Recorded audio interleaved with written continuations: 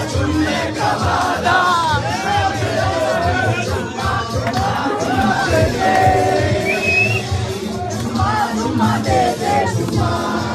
तरफ जहां पे हम धर्मेंद्र प्रधान के इस्तीफे का जश्न मना रहे हैं, वहीं दूसरी तरफ देश भर में जो लोग पेपर लीक के खिलाफ आंदोलनों में शामिल रहे, उनका विचहंट चल रहा है।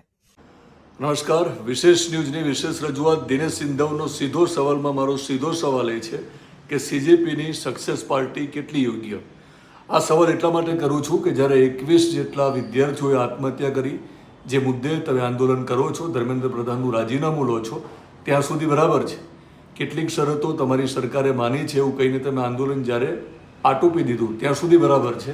પણ એક તરફ હજુ 21 વિદ્યાર્થીઓ જે આ દુનિયામાં છે નહીં, જેમને આત્મહત્યા કરી છે, એ પરિવારને સરકાર તરફથી વળતર મળ્યું નથી. બીજી જે તમારી માંગ હતી કે સરકાર જે પ્રદર્શનકારીઓ છે, જેને આંદોલનમાં સહયોગ આપ્યો હતો, એ લોકોને મુક્ત કરે, એની સામે એફઆઈઆર ન થાય. પણ બિહાર અને અસમ જેવા રાજ્યોમાંથી જે સમાચાર આવી રહ્યા છે એ પ્રમાણે હજુ એ લોકોને છોડ્યા નથી. ઓલ ઇન્ડિયા સ્ટુડન્ટ એસોસિએશનની નેહાએ પણ એક વિડીયો બનાવીને सीजेपी सक्सेस पार्टी सामने सवाल उभा કર્યા છે. एक तरफ जहां पे हम धर्मेंद्र प्रधान के इस्तीफे का जश्न मना रहे हैं, वहीं दूसरी तरफ देश भर में जो लोग पेपर लीक के खिलाफ आंदोलनों में शामिल रहे, उनका विचहंट चल रहा है. बिहार में पालीगंज के एमएलए संदीप सौरभ के साथ में आइसा के एक्टिविस्ट्स साथी धनंजय, साथी दीपांकर, साथी सबा, साथी दिव्यम को बेऊर जेल में लगभग 3 दिन से बंद किया हुआ है.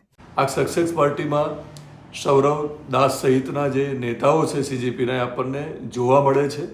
તો મોટો સવાલ એ છે કે તમારી આ સક્સેસ પાર્ટી સામે એટલા માટે સવાલ ઉઠી રહ્યા છે કે તમે જ્યારે 21 જેટલા મૃતકના પરિવારોને ન્યાય અપાવવા માટે આંદોલન કર્યું હતું, તમે સિસ્ટમને બદલવા માટે આવ્યા હતા.